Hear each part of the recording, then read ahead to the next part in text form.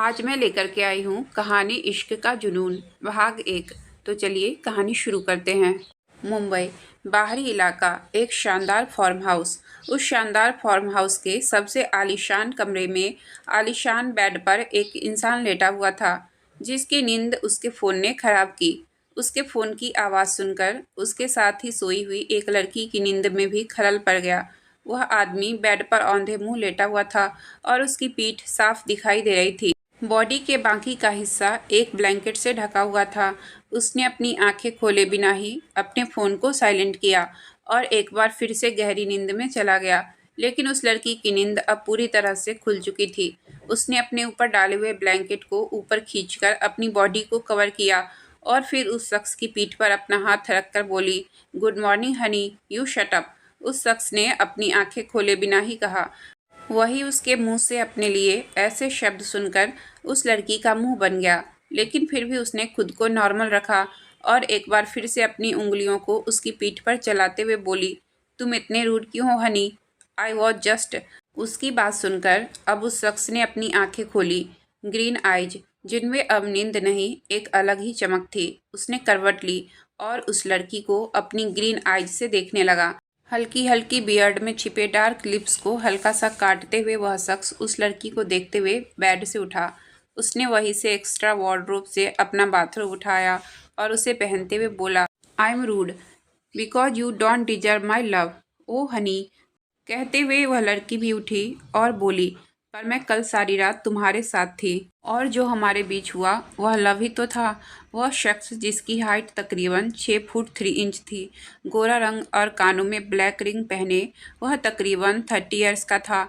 सच में कहर ढा रहा था, जिसमें उसकी वाइड चेस्ट साफ दिखाई दे रही थी और उसकी वह इमर्ज चेस्ट तो और भी ज़्यादा कातिलाना थी। वह लड़की मुस्कुराती हुई उसके पास आई और बोली, बताओ न हनी, क्या कल हमारे बीच जो हुआ वह प्यार नहीं था? उसकी बात सुनकर उस शख्स के चेहरे पर एक कातिलाना मुस्कुराहट फिर से आ गई।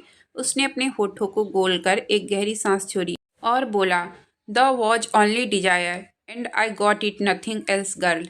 उसकी बात सुनकर उस लड़की ने मुंह बनाया और बोली, पर तुमने मुझसे कहा था कि तुम मेरे लिए कुछ ऐसा करोगे जिससे मैं खुश हो जाऊंगी। यस, मैंने कहा था कि मैं ऐसा करूंगा। कहते हुए उस शख्स ने टेबल पर रखी हुई अपनी चेकबुक उठाई और उस पर साइन करते हुए बोला, अमाउंट तुम खुद फिल कर लेना। Oh really. कहते हुए उस लड़की ने उसके हाथों से वह चेक ले लिया।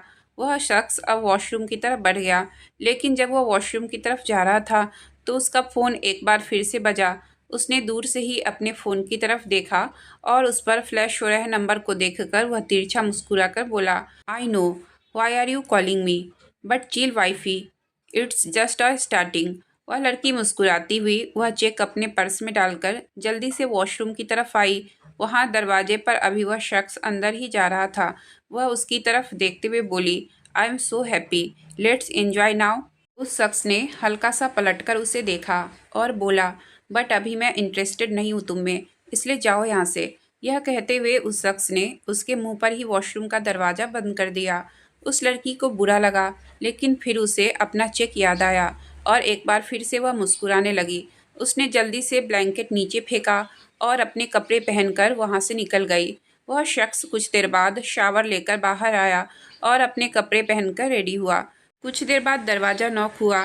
उसने कम इन कहा तो एक ब्लैक कलर बिजनेस सूट पहने तकरीबन 26-27 साल का लड़का अंदर आया और वह उस शख्स की तरफ देखते हुए बिना किसी एक्सप्रेशन के बोला, गाड़ी रेडी है बॉस, आपको 12 बजे मीटिंग में पहुंचना है। उसकी बात सुनकर उस शख्स ने एक गहरी सांस ली और ड्रेसिंग में खुद को देखकर तिरछा मुस्कुराते हुए बोला, कम ऑन वंश, अंजाम त्रिहान के साथ रहते हुए तुम्हें 5 साल हो चुके हैं, लेकिन फिर भी तुम इतना नहीं समझे कि अंजाम त्रिहान को कभी भी वक्त पर पहुंचने की आदत नहीं है। उससे मिलने वाले लोग उसकी आदतें जानते हैं, इसलिए इंतजार में तड़पते हैं और अंजाम त्रिहान को लोगों को तड़पाना अच्छा लगता है। कहते हुए उसने वंश की तरफ देखा। वंश उसकी बात सुनकर मुस्कुराया और बोला, यस बॉस, सिटी हॉस्पिटल। एक लड़का जिसकी उम्र तकरीबन 23-24 साल है, हॉस्पिटल के बेड पर बेजान पड़ा था। उसके साथ ही बैठी थी एक लड़की जिसने उसका हाथ पकड़ा हुआ था। उस लड़की की आंखों से लबालब आंसू बह रहे थे। वह उस लड़के की तरफ देखते हुए बोली, मैं तुम्हें कुछ नहीं होने दूंगी अंकित। उस वक्त डॉक्टर वहाँ पर आए और बोले, मिस ख्वाहिश, हम आपको जितना वक्त दे सकते थे हमने आपको दे दिया, लेकिन अब आपको बहुत जल्दी कुछ करना होगा वरना हम पेशेंट को नहीं बचा पाएंगे। ख्वाहिश डॉक्टर की तरफ देखते हुए बोली, प्लीज ऐसा मत करिए डॉक्टर, अंकित के अलावा मेरा दुनिया में कोई नहीं है। अगर इसे कुछ हो गया तो मैं जीते जी मर जाऊंगी। कहते हुए उसकी आंखों में आंसू आ गए। डॉक्टर ने भी एक गहरी सांस ली और बोले, सॉरी मिस ख्वाहिश, पर यह वक्त इमोशनल होने का नहीं है और मैं सिर्फ एक डॉक्टर हूँ। मैं सिर्फ पेशेंट का इलाज कर सकता हूँ, लेकिन बाकी सारी फॉर्मेलिटी आपको पूरी करनी पड़ेगी। आपको जल्दी ही 15 लाख रुपए अरेंज करने होंगे, वरना सॉरी, मैं आपको कोई मदद नहीं कर पाऊंगा। अपनी बात कहकर डॉक्टर वहाँ से चले गए और ख्वाहिश अपनी जगह पर खड़ी रह गई। उसने पलटकर अंकित की तरफ देखा, जिसकी आंखें बंद थी। वह उसे देखते हुए बोली, मैं तुमसे बहुत प्यार करती हूँ अंकित, मैं तुम्हें कुछ नहीं होने दूंगी, आई प्रॉमिस। कहते हुए उसने अपनी आंखों से बहते हुए आंसू साफ किए और फिर उस वार्ड में से बाहर आ गई। वैशाली जो वहाँ पर बाहर ही एक चेयर पर बैठी हुई थी, ख्वाहिश की इकलौती और सबसे अच्छी दोस्त थी। ख्वाहिश उसके पास गई और उसे देखते हुए बोली, प्लीज तुम अंकित का ध्यान रखना, मैं थोड़ी देर में आती हूँ। पर क्या तुम ऑफिस जा रही हो अपने बॉस से मिलने? वैशाली ने पूछा। वैशाली की बात सुनकर ख्वाहिश को याद आने लगा कि कैसे उसके बॉस ने उसे हेल्प करने का प्रॉमिस किया, लेकिन जब वह उनके कहे मुताबिक उनसे पैसे लेने गई तो उन्होंने उसके साथ जो करने की कोशिश की, वह सोचकर ही उसकी रूह एक बार फिर से कांप उठी।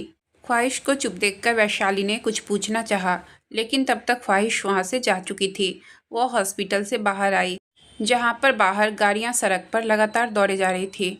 वह पैदल चलने लगी। उसकी आंखों में नमी भरी हुई थी। वह ऊपर आसमान की तरफ देखते हुए बोली, आप तो सब जानते हैं ना भगवान, प्लीज मुझे रास्ता दिखाइए। मैं अंकित को कुछ नहीं होने दे सकती, प्लीज मेरी मदद कीजिए। यह कहते हुए वह चली जा रही थी। सामने ना देखने की वजह से एक गाड़ी से उसकी टक्कर हो गई और वह जोर से चिल्लाई, आह। गाड़ी की सामने वाली सीट पर बैठा वंश पीछे की सीट पर बैठे अंजाम की तरफ देखते हुए बोला, सॉरी बॉस, इट्स ओके, जो भी है पैसे देकर उसका मुंह बंद करो और चलो यहाँ से, अंजाम ने कहा। वह उस वक्त अपने लैपटॉप पर काम कर रहा था। उसने सामने की तरफ एक बार फिर भी नज़र उठाकर नहीं देखा था। ख्वाहिश चोट लगने की वजह से नीचे गिर गई थी। वंश ने ड्राइवर को इशारा किया और ड्राइवर की गाड़ी से बाहर निकलते ही वंश ने ड्राइवर को कुछ पैसे दिए। ड्राइवर पैसे लेकर ख्वाहिश की तरफ बढ़ गया। वह उसे देखते हुए बोला, उठो यहाँ से और जाओ। कहते हुए उसने ख्वाहिश की गोद में वह पैसे फेंक दिए। ख्वाहिश का पूरा घुटना छिल चुका था। उस वक्त उसने मैक्सी ड्रेस पहनी हुई थी, जो घुटने से पूरी फट चुकी थी। उसका घुटना साफ दिखाई दे रहा था। उसने नजरें उठाकर ड्राइवर की तरफ देखा और फिर अपने ऊपर गिरे पैसों को। उन्हें देखकर ही पता चल रहा था कि तकरीबन 50,000 होंगे। ख्वाहिश पहले ही परेशान थी और ऊपर से अब उसे इतना दर्द भी हो रहा था। वह गुस्से से ड्राइवर को देखते हुए अपनी जगह से उठी। उठते वक्त वह लड़खड़ा गई, लेकिन उसने जल्दी ही खुद को संभाला और उन पैसों को ड्राइवर के मुंह पर मारते हुए बोली, तुम जैसे घटिया इंसान इससे ज़्यादा कर ही क्या सकते हो? पहले किसी को चोट पहुंचाते हो और फिर अपने पैसों का रूप दिखाकर उस इंसान को खरीदने का दम भी रखते हो। तुम जैसे लोगों को शर्म से डूबकर मर जाना चाहिए। अंजाम जो लैपटॉप पर काम कर रहा था, उसके कान एकदम से खड़े हो गए। लैपटॉप पर चलती हुई उसकी उंगलियां बिल्कुल शांत हो गई। उसने नजरें उठाकर सामने की तरफ देखा। ड्राइवर ख्वाहिश की तरफ देखता हुआ बोला, इतनी सी चोट लगी है तुम्हें जिसके 50,000 दे रहे हैं, तो लो पैसे और चलती बनो। कहते हुए ड्राइवर ने एक बार फिर से उसके हाथों पर वह पैसे रख दिए थे। ख्वाहिश गुस्से से उसे घूरने लगी। उसने एक बार फिर से वह पैसे उस ड्राइवर के मुंह पर मारे, लेकिन उस ड्राइवर के मुंह पर नोटों की गड्डी आने से पहले ही किसी ने उसे कैच कर लिया। ड्राइवर जल्दी से बोला, सॉरी बॉस, तुम तो सिर्फ एक पालतू कुत्ते हो, तुम्हारे मालिक तो यह है, इनके कहने पर ही तुम मेरी चोट को खरीदने आए होंगे। लेकिन सॉरी मिस्टर, मेरी चोट बिकाऊ नहीं है। अपने पैसे लीजिए और जाइए, और हाँ, हो सके तो इन पैसों से थोड़ी सी अक्ल खरीद लीजिएगा। कहते हुए ख्वाहिश आगे की तरफ बढ़ने लगी। अंजाम अपनी शांत आंखों से उसे देख रहा था। अभी उसने एक कदम ही आगे बढ़ाया था कि अंजाम ने उसका हाथ पकड़ा और उसे पीछे की तरफ खींच लिया और घुमाते हुए उसकी पीठ को अपने सीने से लगा लिया। ख्वाहिश एकदम सुन रह गई। आज पहली बार था जो किसी ने उसे इस तरह से छुए थे, और वह भी इतना हार्ड। उसकी सांसें एकदम से बढ़ गई। वह पलटकर अंजाम के सामने हुई और उसे गुस्से से बोलने लगी। उसका हाथ अभी भी अंजाम के हाथों में था और अंजाम की गहरी नजरें उस पर पूरी तरह से फिसल रही थी। वह कभी उसके चेहरे को देख रहा था तो कभी उसकी बॉडी को। उसकी नज़र खुद पर पड़ती पाकर ख्वाहिश की सांस सूख गई। उसने अंजाम से अपना हाथ छुड़वाने की कोशिश की, लेकिन अंजाम ने एक बार फिर से पलटकर उसकी पीठ को अपने सीने से लगा लिया और उसके कंधे पर अपना चेहरा रखकर कोल्ड वॉइस में बोला, इस दुनिया में ऐसी कोई चीज़ नहीं जो बिकाऊ ना हो और जिसे अंजाम त्रेहान खरीद ना सके। उसकी बात सुनकर ख्वाहिश और भी ज़्यादा चिढ़ गई। वह अब अपना पूरा जोर लगाकर खुद को अंजाम से छुड़वाने की कोशिश कर रही थी, लेकिन अंजाम उसे बिल्कुल नहीं छोड़ रहा था। पर अचानक ही उसने उसे छोड़ दिया तो ख्वाहिश एक बार फिर से जाकर नीचे ज़मीन पर गिरी और एक बार फिर से उसको उसी जगह चोट लगी जहाँ पहले लगी थी। अब वहाँ से खून रिसने लगा। अंजाम उसकी तरफ बढ़ा और फिर पैरों के बल बैठते हुए उस पर हल्का सा झुक गया। वह उसे देखकर कोल्ड वॉइस में बोला, अंजाम त्रेहान को जो पसंद आता है वह उसे खरीदने में बिल्कुल देरी नहीं करता। And I am linking something now. कहते हुए उसकी इंटेंस नज़रें ख्वाहिश पर थी। ख्वाहिश हैरानी से उसे देख रही थी। अंजाम ने अपना हाथ ऊपर किया तो ड्राइवर ने पैसों की गड्डी उसके हाथ पर रख दी। अंजाम ने उस नोटों की गड्डी को अपने हाथों में कसा और उसे ख्वाहिश के घुटनों पर चोट वाली जगह पर रखते हुए बोला, यह पैसे सिर्फ चोट को ठीक करने के लिए थे, क्योंकि तुम्हारी कीमत इतनी कम तो नहीं हो सकती। कहते हुए उसके चेहरे पर एक सरकास्टिक स्माइल थी। उस नोटों की गड्डी को अपने घुटने पर महसूस कर ख्वाहिश के होठों से एक दर्द भरी आह निकल गई। अपनी बात कहकर अंजाम अपनी जगह से खड़ा हुआ और फिर एक नज़र पूरी तरह से ख्वाहिश को देखकर गाड़ी की तरफ घूम गया। वंश भी गाड़ी से बाहर आ चुका था, लेकिन अब अंजाम के पलटते ही ड्राइवर और वंश दोनों गाड़ी की तरफ बढ़ गए। वंश ने दरवाज़ा खोला और अंजाम अंदर बैठ गया। देखते ही देखते उसकी महंगी गाड़ी वहाँ से निकल गई। ख्वाहिश गाड़ी को जाते हुए देखकर बोली, कितना अजीब आदमी था। और उसकी नज़रें सोचते हुए वह कांप उठी। उसने अपने हाथों में पड़ी हुई उस नोटों की गड्डी को देखा और कुछ सोचने लगी। अंजाम की गाड़ी त्रेहान इंडस्ट्रीज के पार्किंग एरिया में आकर रुकी। वह गाड़ी से बाहर निकला और वंश ने जल्दी से उसकी तरफ सिगरेट का बॉक्स बढ़ाया, जिसमें से अंजाम ने सिगरेट निकाली और अपने होठों में दबा ली। वंश ने उसके होठों में दबाई हुई सिगरेट को लाइटर से जलाया तो अंजाम कश लेते हुए आगे बढ़ा। वह सिगरेट का धुआं छोड़ते हुए बिना किसी एक्सप्रेशन के बोला, I want that girl. Which one boss? वंश ने पूछा। अंजाम के बढ़ते हुए कदम रुक गए। उसने अपना चेहरा घुमाकर वंश की तरफ देखा और फिर एक तिरछी मुस्कुराहट होठों पर लिए बोला, चिली फ्लैक। यह बोलकर वह आगे बढ़ गया और वंश के चेहरे पर भी मुस्कुराहट तैर गई। अंजाम तेज कदमों से चलता हुआ ऑफिस के अंदर आया। लिफ्ट खुलते ही जब उसके सिगरेट के धुएं की स्मेल सब जगह फैल गई तो ऐसा लगा जैसे वहां पर जिंदा इंसान भी मर गए हो। सब जगह एकदम सन्नाटा छा चुका था। अंजाम ने अपनी तिरछी नज़र चारों ओर डाली और फिर सीधा अपने केबिन की तरफ बढ़ गया।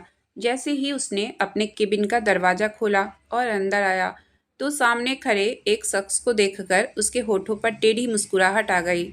वही वंश अंदर बैठे शख्स को देखकर दरवाजे से ही बाहर जाने लगा, लेकिन उसे बाहर जाते देख अंजाम ने उसे रोका और बोला, तुम बाहर क्यों जा रहे हो वंश? वह सर, आप दोनों, आई मीन वंश ने अंजाम और केबिन में खड़ी वर्तिका की तरफ देखते हुए बोला। अंजाम टेढ़ा मुस्कुराया और बोला, कम ऑन वंश, एक कपल को प्राइवेसी की ज़रूरत तब होती है जब उन लोगों ने रोमांस करना हो। लड़ने के लिए सिर्फ उन्हें बहाने चाहिए होते हैं। उसकी बात सुनकर उसके सामने खड़ी वर्तिका त्रेहान, जो कि अंजाम की पत्नी थी, वह भी व्यंग से मुस्कुराई और वंश की तरफ देखते हुए बोली, यस वंश, तुम्हें कहीं जाने की ज़रूरत नहीं है। इनफैक्ट तुम्हें तो यहीं पर रुकना चाहिए।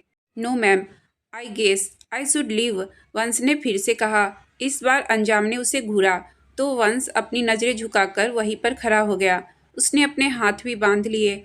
अंजाम वर्तिका की तरफ देखते हुए बोला, so tell me wifey, what you want from me? आखिर ऐसा भी क्या हो गया कि तुम सुबह सुबह मुझसे मिलने के लिए इतनी बेताब हो गई कि ऑफिस ही चली आई? आना तो पड़ेगा ही ना डियर हबी, जब तुम ऐसी हरकतें करोगे कि मैं परेशान हो जाऊं। वर्तिका ने दांत पीसते हुए कहा।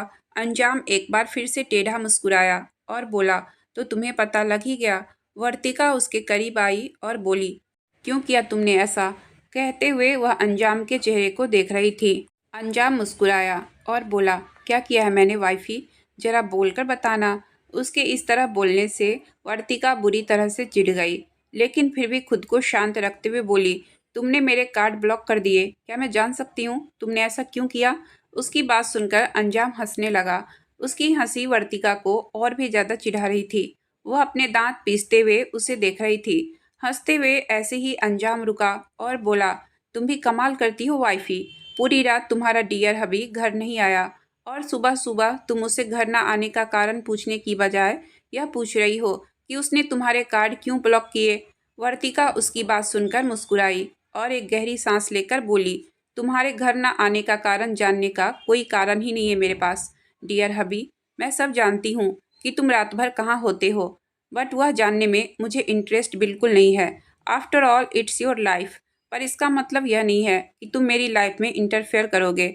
I want all my card active now. उसके चेहरे के भाव एकदम सख्त थे। और अगर मैं ऐसा ना करूं तो? अंजाम ने अपनी गहरी नज़र वर्तिका पर डालते हुए पूछा। तुम ऐसा नहीं कर सकते, वर्तिका ने कहा और फिर चलते हुए केबिन की बड़ी सी विंडो के पास गई। उस वक्त वह लोग 20वें फ्लोर पर थे, जहाँ से वह पूरा मुंबई देख सकते थे। वह बाहर की तरफ देखते हुए बोली, तुम यह मत भूलो कि तुम्हारी प्रॉपर्टी का 40% शेयर मेरे नाम है, जिसे तुम चाहकर भी मुझसे वापस नहीं ले सकते। और अगर मैं चाहूँ ना तो तुम्हें तलाक देकर इस 40% शेयर से अपनी लाइफ सुकून से जी सकती हूँ। अंजाम हंसा और अपनी पॉकेट में हाथ डालकर चलते हुए उसके पास आया और बोला, ड्रीम्स वाइफी, तुम छोटी औकात वाले लोगों को तो बड़े बड़े ख्वाब देखने की आदत होती है ना। मुझे उन ख्वाबों को तोड़ने में बहुत ही मजा आता है। कहकर वह मुस्कुराया।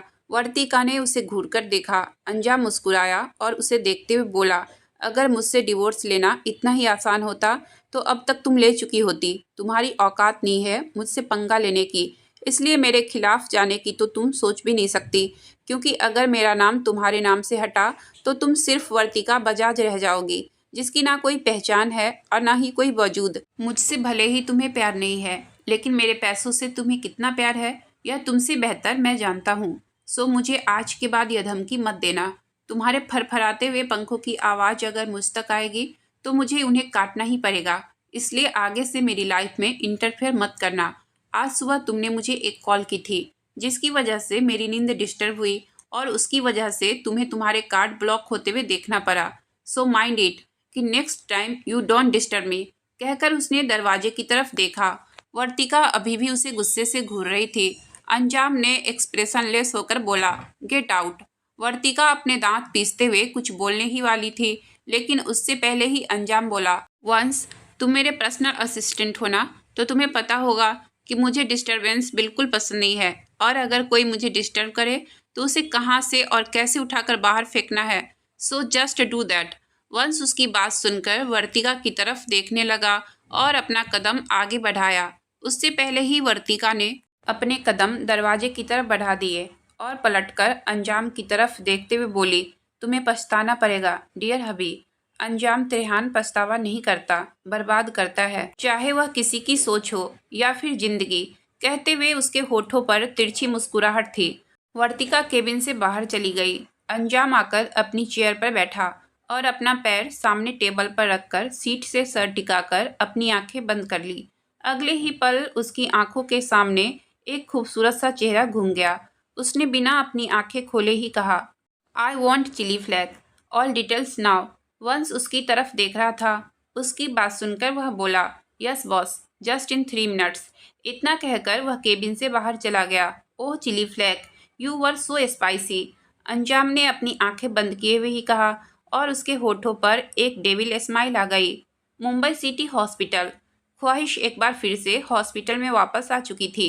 उसके हाथों में वह 50,000 रुपये थे जो अंजाम ने उसे दिए थे। वैशाली अभी भी वहीं पर बाहर चेयर पर बैठी हुई थी। उसे देखते ही वह अपनी जगह से खड़ी हुई और उसकी तरफ जाकर उसे देखते हुए बोली, क्या हुआ ख्वाहिश, तेरी यह हालत। कहते हुए उसने ख्वाहिश के गाल पर अपना हाथ रख दिया। ख्वाहिश के चेहरे पर मिट्टी लगी हुई थी, जो कि उसके गिरने से लगी थी। उसके बाल भी बिखरे हुए थे और कपड़े भी फटे हुए थे, तो उसे देखकर वैशाली को डर लग रहा था। ख्वाहिश हल्का सा मुस्कुराई और बोली, पहले मुझे लगता था कि इस दुनिया में हर एक चीज़ की कीमत है, लेकिन इंसान और इंसानियत की नहीं। पर आज मेरा वह भ्रम भी टूट गया। उसकी यह बात सुनकर वैशाली हैरानी से उसे देख रही थी। ख्वाहिश ने उसका हाथ अपने चेहरे से हटाया और डॉक्टर के केबिन की तरफ बढ़ गई। ख्वाहिश को अपने केबिन के दरवाजे पर देखकर डॉक्टर ने गहरी सांस ली और फिर उसे अंदर आने की परमिशन दी। ख्वाहिश उनके सामने आई और वह नोटों की गड्डी उनके टेबल पर रखते हुए बोली, प्लीज़ डॉक्टर, मेरे पास अभी इतने ही पैसे हैं। आप प्लीज़ अंकित का इलाज कर दीजिए। मैं धीरे धीरे आपके सारे पैसे चुका दूंगी। डॉक्टर बेचारगी से उसे देख रहे थे। पिछले कुछ दिनों से वह ख्वाहिश को लगातार ऑब्जर्व कर रहे थे। वह अपनी तरफ से पूरी कोशिशें कर रही थी, लेकिन अंकित के इलाज के लिए जितना खर्च चाहिए था वह नहीं जुटा पा रही थी। पर उसने हिम्मत बिल्कुल नहीं हारी थी। पर आज लग रहा था जैसे वह हिम्मत हार गई हो। उन्होंने ख्वाहिश की तरफ देखते हुए कहा, सॉरी ख्वाहिश, इन पैसों से तो तुम हॉस्पिटल का खर्च भी नहीं दे पाओगी। सर्जरी और दवाइयों का खर्च कैसे आएगा? सॉरी टू से, पर मैं तुम्हारी कोई मदद नहीं कर सकता।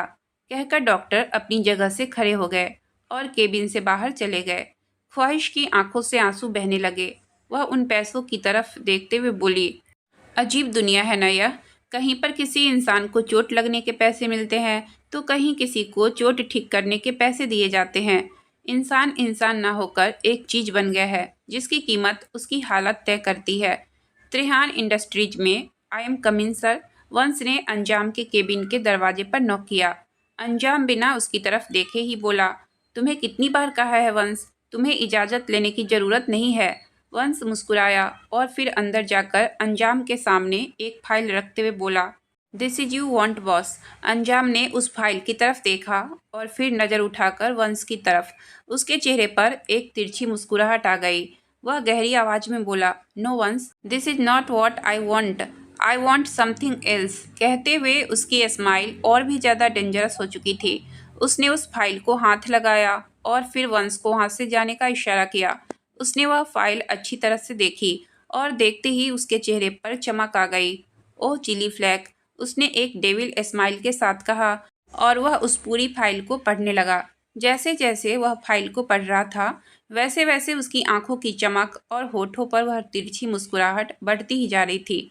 कुछ देर बाद उसने वह फाइल वापस टेबल पर रखी और अपनी चेयर से उठा। एक नज़र वापस उसने उस टेबल पर रखी फाइल की तरफ देखा और बोला, I am coming to you chilli flake, तुम्हें अपना बनाने के लिए। ओ माई चिली फ्लैक, कहकर वह केबिन से बाहर निकल गया। City hospital, Mumbai. Emergency ward में अंकित था। उसमें अफरा तफरी मची हुई थी। डॉक्टर और नर्स अंकित का ट्रीटमेंट करने की कोशिश कर रहे थे, लेकिन वह सिर्फ एक हद तक वह कोशिश कर सकते थे, क्योंकि इससे आगे बढ़ने के लिए उन्हें ऑथोरिटी से परमिशन चाहिए थी और वह परमिशन सारी फॉर्मेलिटी और पेमेंट देने के बाद ही मिल सकती थी। बाहर खड़ी ख्वाहिश वैशाली के गले लगकर रो रही थी। वह रोते हुए बोली, अगर अंकित को कुछ हो गया वैशाली, तो मैं जीते जी मर जाऊंगी। मैं बहुत प्यार करती हूँ उससे। यह मेरा पहला प्यार है। अभी तो सिर्फ हमारी इंगेजमेंट हुई थी, अभी तो शादी। वह बोल ही रही थी कि तभी चिली फ्लैक। अचानक ही वहाँ पर एक आवाज़ गूंजी, जिसे सुनकर ख्वाहिश की आंखें बड़ी हो गई। वह उस आवाज़ को पहचान सकती थी। वह एक झटके से वैशाली से अलग हुई और उस तरफ देखने लगी जहाँ से वह आवाज़ आई थी। ब्लैक कलर का बिजनेस सूट पहने, अपने दोनों हाथ अपनी पॉकेट में डालकर, अपने ग्रीन आई से ख्वाहिश को देखते हुए अंजाम उसकी तरफ बढ़ा। ख्वाहिश का दिल तेजी से धक धक करने लगा। उसे पहली मुलाकात में ही अंजाम बहुत ही अजीब लगा था और अब उसका एक बार फिर से उसके सामने आना उसे बहुत ही ज़्यादा अजीब वाइब्स दे रहे थे। अंजाम के साथ वंश भी था और पीछे की तरफ अंजाम के बॉडीगार्ड्स भी खड़े थे। वैशाली भी अपनी बड़ी बड़ी आंखों से उन सब की तरफ देख रही थी। अंजाम ख्वाहिश के बिल्कुल करीब आया और फिर एक नज़र वैशाली को देखते हुए बोला, प्लीज एक्सक्यूज अस। नहीं, मैं कहीं नहीं जाऊंगी, वैशाली ने कहा। अंजाम तिरछा मुस्कुराया और फिर वंश की तरफ देखने लगा। वंश वैशाली की तरफ बढ़ता उससे पहले ही ख्वाहिश जल्दी से बोली, प्लीज़ वैशाली, जाओ यहाँ से। पर ख्वाहिश वैशाली ने कुछ कहने की कोशिश की, लेकिन ख्वाहिश एक बार फिर से बोली, प्लीज़ वैशाली। उसकी बात सुनकर वैशाली वहाँ से चली गई, लेकिन उसकी नज़र अंजाम और वंश पर ही थी। पर अंजाम के लिए उसकी नज़र कुछ मैटर नहीं करती थी, क्योंकि उस वक्त वह ख्वाहिश की कैट आइज में खोया हुआ था। वह उसे देखकर मुस्कुराते हुए बोला, you are very smart chilli flake. अब आप यहाँ क्यों आए हैं? ख्वाहिश ने भी उसकी तरफ देखते हुए पूछा। अंजाम उसे देखते हुए बोला, तुम्हें लेने। ख्वाहिश ने हैरानी भरी नज़रों से उसे देखा। उसकी वह सवालिया नज़रें खुद पर पाकर अंजाम वार्ड के दरवाजे की तरफ देखते हुए बोला, मैंने सुना है यहाँ कोई एडमिट है और बहुत जल्दी वह यहाँ से सीधा। बकवास बंद करो अपनी। ख्वाहिश उसकी बात बीच में ही काट कर बोली। वह कांपने लगी थी। डर और गुस्सा दोनों ही उसके चेहरे पर साफ दिख रहे थे। उसका गोरा चेहरा लाल लगने लगा था। पतले गुलाबी होठ सूख रहे थे। अंजाम मुस्कुराया और बोला, एक तो तुम्हारी यह अदा मुझे बहुत पसंद आई कि तुम मेरी बात कहने से पहले ही उसका मतलब समझ जाती हो। ओ चिली फ्लैग, मैं तुम्हें जितना स्मार्ट समझा था तुम उससे भी ज़्यादा स्मार्ट निकली। तो अब तुम्हें समझ आ ही गया होगा कि मैं यहाँ पर क्यों हूँ। ख्वाहिश ने एक गहरी सांस ली और अंजाम की तरफ देखते हुए बोली, देखो मैं आपको नहीं जानती, इसलिए प्लीज़ आप यहाँ से चले जाइए। मैं पहले से ही बहुत परेशान हूँ, प्लीज़ मुझे और परेशान मत कीजिए। ओ चिली फ्लैग, कहते हुए अंजाम ने ख्वाहिश का हाथ अपने हाथों में पकड़ा। ख्वाहिश एकदम से कांप उठी। उसने अपना हाथ छुड़ाने की कोशिश की, लेकिन अंजाम ने उसके हाथ को अपने होठों के पास लाकर उसे चूमा और बोला, चिली फ्लैग, मैं यहाँ तुम्हें परेशान करने नहीं बल्कि तुम्हारी परेशानी दूर करने के लिए आया हूँ। कहते हुए उसने ख्वाहिश का हाथ छोड़ दिया। ख्वाहिश ने अपने हाथ की तरफ देखा, जो उस वक्त बहुत ही ज़्यादा भारी लग रहा था। अंजाम के होठों की छुअन उसे अभी भी अपने हाथ पर महसूस हो रही थी और उसे बहुत ही गंदा फील हो रहा था। ख्वाहिश को अपना हाथ उस वक्त बेहद भारी लग रहा था। वह गुस्से से अंजाम की तरफ देख रही थी, जिसके चेहरे पर एक कातिलाना मुस्कुराहट थी। उसकी नज़रें अभी भी ख्वाहिश के हाथों पर थी। दोनों में से कोई कुछ कहता उससे पहले ही डॉक्टर इमरजेंसी वार्ड से बाहर आए और ख्वाहिश की तरफ देखते हुए बोले, मिस ख्वाहिश, अब आपके पास वक्त बहुत ही कम है। हमें कल तक अंकित का हार्ट ट्रांसप्लांट करना ही होगा, वरना आप इन्हें किसी और हॉस्पिटल में शिफ्ट कर दीजिएगा। डॉक्टर की बात सुनकर ख्वाहिश एकदम सुन रह गई। वह अपनी बड़ी बड़ी आंखों से डॉक्टर को देख रही थी, जो अपनी बात कहकर वहां से जा चुके थे। फिलहाल उन्होंने अंकित की कंडीशन पर काबू पा लिया था, लेकिन सिर्फ कुछ ही देर के लिए। ख्वाहिश की आंखों से आंसू बहने लगे थे। उस वक्त उसे कोई ख्याल नहीं था कि कौन उसे देख रहा है और कौन उसके पास है। वह बस अंकित के लिए रो रही थी और उसकी आंखों से बहते हुए आंसू देखकर अंजाम की मुट्ठी कस रही थी। अचानक ही ख्वाहिश को चक्कर आ गए और वह जमीन पर गिरने को हुई, लेकिन उससे पहले ही अंजाम ने उसे अपनी बाहों में संभाल लिया। करीबन 2 घंटे बाद ख्वाहिश की आंखें खुली। आंखें खुलते ही उसने अपने सिर पर अपना हाथ रखा, जो बहुत ही ज़्यादा दर्द कर रहा था। आंखें खोलकर वह सीलिंग की तरफ देखने लगी, जो उसके फ्लैट की सीलिंग तो बिल्कुल नहीं थी। ऐसा लग रहा था जैसे वह इस दुनिया में हो ही नहीं। शायद वह जन्नत था। उसके भी पार कोई जगह होगी जहाँ वह उस वक्त है। उसने अपनी गर्दन पर अपना हाथ रखा, क्योंकि उसे अपनी गला सूखता हुआ महसूस हो रहा था। लेकिन फिर तभी उसने महसूस किया कि उसके कपड़े बदले हुए हैं। वह एक लॉन्ग टी शर्ट में थी। उसकी सांसें सूख गई। वह अपनी जगह से उठकर बैठ गई और अपने आसपास देखने लगी। उस वक्त वह एक आलीशान कमरे में थी, जहाँ पर हर एक महंगी चीज रखी हुई थी, लेकिन इतनी लग्जेरियस जगह पर भी उसे घुटन हो रही थी। उसने पूरे कमरे में अपने कपड़े ढूंढने की कोशिश की, लेकिन उसे अपने कपड़े कहीं भी दिखाई नहीं दे रहे थे। उसे याद आया कि वह कुछ देर पहले हॉस्पिटल में थी और डॉक्टर से बात कर रही थी। उस वक्त अंजाम उसके पास था, लेकिन उसके बाद का उसे कुछ भी याद नहीं आ रहा था। और अब अपनी हालत को महसूस कर उसकी आंखों से आंसू बहने लगे। खुद को उस टी शर्ट से कवर करते हुए वह बेड से उठी और पूरे कमरे की हर एक चीज़ उलट पुलट कर अपने कपड़ों को ढूंढने लगी। लेकिन अचानक ही उसके हाथ रुक गए और वह बुरी तरह से सहम गई। चिली फ्लैग, यह सुनते ही आंखों की पुतलियां और आंसू एकदम से अपनी जगह पर ही रुक गए और सांस बेहद तेज हो गई।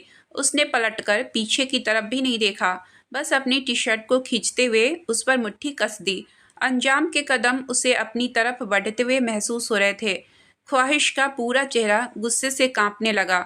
उसने अपने जबड़े कस लिए। वह अंजाम की तरफ मुड़ी और बोली, आपको हिम्मत कैसे हुई मेरे साथ इतनी घटिया हरकत करने की? आप खुद को समझते क्या हो? इंसान हो भी या नहीं? आपने मेरे साथ वह सब, मेरे कपड़े चेंज कैसे? मैंने क्या बिगाड़ा है आपका? मेरे साथ वह सब करते हुए आपके जमीर ने धिक्कारा नहीं आपको? अंजाम उसकी बातें सुन रहा था, लेकिन उसकी तरफ देख नहीं रहा था। उसके चेहरे के एक्सप्रेशन ऐसे थे जैसे ख्वाहिश जो भी कह रही हो उसे कुछ समझ में नहीं आ रहा है। उसके हाथों में उस वक्त एक एनर्जी ड्रिंक थी। उसने उस ड्रिंक का सीप लिया और ख्वाहिश की तरफ बढ़ते हुए अपनी आईब्रो ऊपर की, जैसे उसे ड्रिंक के लिए पूछ रहा हो। ख्वाहिश की आंखों में एक बार फिर से आंसू आ गए। वह बड़ी मुश्किल से खुद पर कंट्रोल करते हुए बोली, मेरे कपड़े कहाँ हैं? तुमने पहन तो रखे हैं, अंजाम ने बेफिक्री से कहा, और उसकी बात पर ख्वाहिश बस हैरानी से उसे देखती रह गई। कोई इतना बेहुदा कैसे हो सकता है? वह समझने की कोशिश कर रही थी। वह गुस्से से बोली, शर्म नहीं आ रही है क्या आपको? कितने बेशर्म इंसान हो आप। आखिर क्यों कर रहे हो यह सब आप? अंजाम ने उस एनर्जी ड्रिंक को साइड टेबल पर रखा और फिर एक झटके से ही ख्वाहिश को अपनी गोद में उठा लिया। ख्वाहिश एकदम हैरान रह गई। उसके हाथ अंजाम के कंधे पर चले गए। वह अपनी बड़ी बड़ी पलकों को झपकाते हुए उसे देख रही थी। अंजाम उसे एक क्लोसेट रूम में लेकर आया, जो कि उस रूम का ही एक हिस्सा था। उसने ख्वाहिश को अपनी गोद से उतारा और फिर क्लोसेट के सामने खड़ा कर उसे खोलते हुए बोला, तुम्हें इसमें से जो पहनना है पहन सकती हो। ख्वाहिश ने सामने क्लोसेट की तरफ देखा, जहाँ पर लड़कियों के लिए एक से एक कपड़े रखे हुए थे। वह सभी काफ़ी एक्सपेंसिव और हाई क्वालिटी के लग रहे थे। सब पर ब्रांडेड टैग लगे हुए थे, जो बता रहा था कि अभी तक उन कपड़ों को किसी ने भी यूज नहीं किया है। उसे जल्दी से उस क्लोसेट में से अपने लिए कपड़े लेने थे, लेकिन प्रॉब्लम यह थी कि उसे यहाँ पर रखे हुए कपड़े में से समझ नहीं आ रहे थे, क्योंकि सारे ही वेस्टर्न आउटफिट थे जो उसने आज तक कभी नहीं पहने हुए थे। लेकिन वह इस टी शर्ट में भी नहीं रह सकती थी जो कि उसने पहने हुए थे। हालांकि आजकल लॉन्ग टी शर्ट का ट्रेंड चल रहा है, लेकिन ख्वाहिश इन सब चीज़ों से काफ़ी दूर थी। उसने जल्दी से ऐसे ही अपने लिए एक ड्रेस सेलेक्ट की और वहाँ से जाने लगी कि अंजाम ने उसका हाथ पकड़कर उसे अपने करीब खींच लिया, जिससे ख्वाहिश एक झटके से ही उसके सीने से आ लगी। ख्वाहिश की आंखें बड़ी हो गई। वह पूरी तरह से कांपने लगी थी। आज पहली बार था जब वह किसी लड़के के इतने करीब आई थी। वह बहुत सिंपल सी लड़की थी जो हमेशा ही एक दायरे में रही थी। उसके चेहरे पर बेचारगी साफ देखी जा सकती थी। अंजाम उसे देखते हुए बोला, तुम यहाँ पर हो क्योंकि मैं तुम्हें यहाँ पर लेकर आया हूँ। पता है क्यों? इसका जवाब तुम्हें बहुत ही जल्दी मिल जाएगा। ख्वाहिश उसकी तरफ देखते हुए गुस्से से बोली, मैंने आज तक इतना ज़्यादा वाहियात इंसान नहीं देखा। आप मुझे यहाँ पर ले आए और ऐसे रिएक्ट कर रहे हो जैसे यह कोई नॉर्मल बात हो। ऐसा भी क्या कर दिया मैंने तुम्हारे साथ, चिली फ्लैक? अंजाम ने उसकी आंखों में देखते हुए पूछा, जो आंसुओं से भरी हुई थी। ख्वाहिश रोते हुए बोली, वह बात मुझे बोलने में भी शर्म आ रही है जो आपने मेरे साथ। कहते कहते वह रुक गई। उसकी सांसें तेज हो चुकी थी। वह सपने में भी सोच नहीं सकती थी जो अंजाम ने उसके साथ किया था। अंजाम के चेहरे पर एक तिरछी मुस्कुराहट आ गई। उसने उसके कान पर अपना हाथ रखा और हल्का हल्का उसे पीछे की तरफ ले जाते हुए बोला, यू नो व्हाट, मैंने जो किया उससे सामने वाले को क्या लगता है क्या नहीं, इससे मुझे कोई फ़र्क नहीं पड़ता है। मैं जो चाहता हूँ वह कर कर रहता हूँ, और मैं क्या चाहता हूँ यह तुम्हें बहुत जल्दी पता चल जाएगा। और हाँ, मैं ज़बरदस्ती कुछ नहीं करता। ख्वाहिश की आंखें बड़ी हो गई। उसकी वह सवालिया नज़रें खुद पर पाकर अंजाम मुस्कुराया और बोला, इतना मत सोचो, मेरी चाहत नहीं हो तुम, बस पसंद हो, पर कितने वक्त के लिए इसका कोई जवाब नहीं है। कहते हुए वह उससे अलग हो गया। ख्वाहिश अभी भी हैरानी से उसे देख रही थी और उसकी तरफ देखते हुए बोली, मतलब आपने मेरे साथ कुछ कुछ भी नहीं? ओह मेरी चिली फ्लैक, लगता है आज तक तुम कभी किसी रिश्ते में नहीं रही, तभी तो तुम्हें पता नहीं है कि जब वह होता है तो कैसा फील होता है। But don't worry, now I am in your life, कहकर वह तिरछा मुस्कुराया।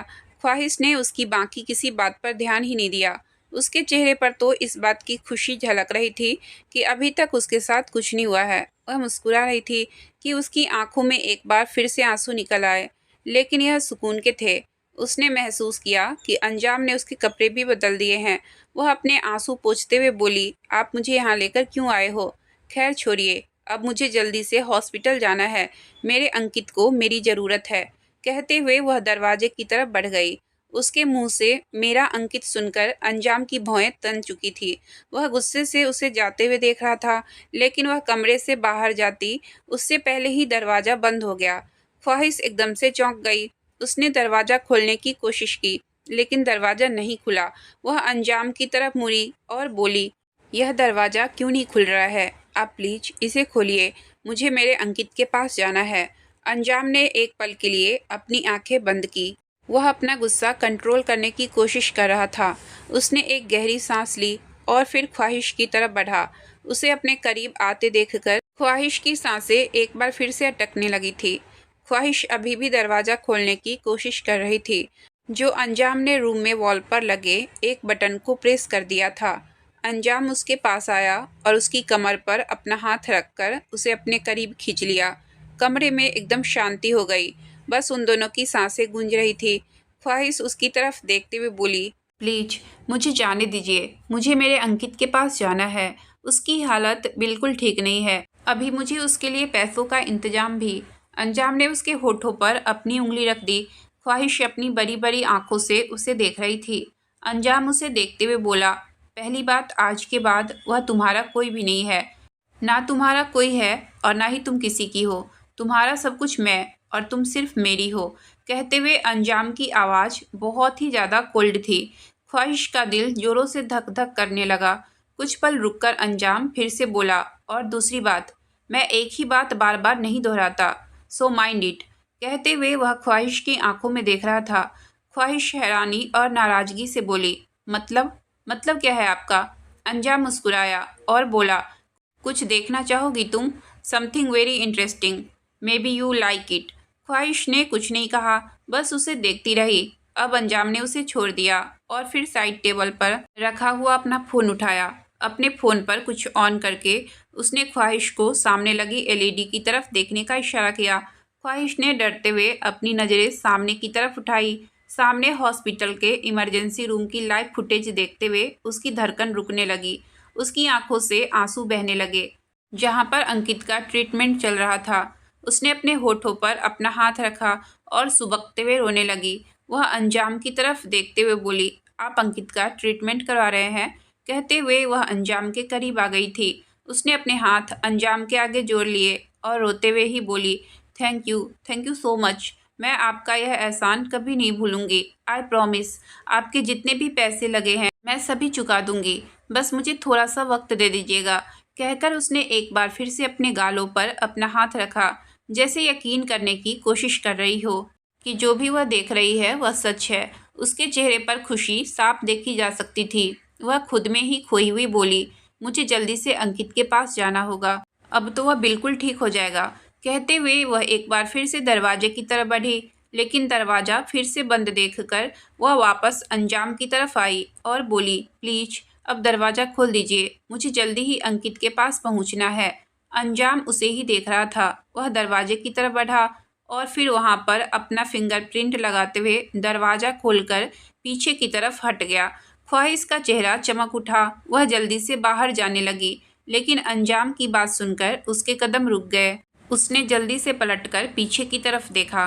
ख्वाहिश ने अपना कदम बाहर की तरफ रखा ही था कि अंजाम उससे बोला, तुम जा सकती हो चिली फ्लैग, लेकिन अगर एक कदम भी तुमने इस कमरे से बाहर रखा तो डॉक्टर के हाथ वहीं पर रुक जाएंगे जहां पर है। किसी का कोई ट्रीटमेंट नहीं होगा, और अगर ट्रीटमेंट नहीं होगा तो तुम जानती ही हो क्या होगा। कहते हुए उसके चेहरे पर एक तिरछी मुस्कुराहट आ गई। ख्वाहिश उसे देखते हुए बोली, पर क्यों? आप तो अंकित का ट्रीटमेंट करवा रहे हो ना, तो फिर आप डॉक्टर को क्यों रोक दोगे? उसकी बात सुनकर अंजाम हंसने लगा। उसे हंसते हुए देखकर ख्वाहिश और भी ज़्यादा हैरान हो रही थी। अभी तक तो उसे अंजाम के एक्सप्रेशन ही समझ नहीं आ रहे थे कि वह किस बात पर अचानक ही मुस्कुराने लगता है, कब हंसने लगता है, कब उसका चेहरा गुस्से से भरने लगता है और कब वह एकदम से ही कोल्ड लुक देने लग जाता है। डेविल लुक लिए हुए अंजाम उसके पास आया और उसकी कमर पर अपने दोनों हाथ रखकर उसे अपने करीब लाते हुए बोला, तुम कितनी मासूम हो ना चिली फ्लैग। यहाँ कोई सर दर्द की गोली भी फ्री में नहीं देता, और तुम इतना बड़ा ट्रीटमेंट फ्री में होने का सोच रही हो। Well for you kind information में चिली फ्लैग, यहाँ हर एक चीज़ का प्राइस होता है, और तुम जो चाहती हो उसका प्राइस हो तुम खुद। I want you. कहते हुए उसने अपना हाथ उसकी कमर से हटाकर उसके हाथ को अपने हाथ में थामा और उसे अपने होठों के पास ले जाकर चूम लिया। ख्वाहिश अपनी जगह पर खड़ी एकदम सुन रह गई। उसे यकीन नहीं हो रहा था। अभी अभी उसने जो सुना क्या वह सच था? आज की कहानी मैं यहीं तक रहने देती हूँ। इससे आगे की कहानी मैं कल लेकर आऊँगी। अगर आपको कहानी अच्छी लगी हो तो प्लीज़ वीडियो को लाइक और चैनल को सब्सक्राइब करें। आपका बहुत बहुत धन्यवाद।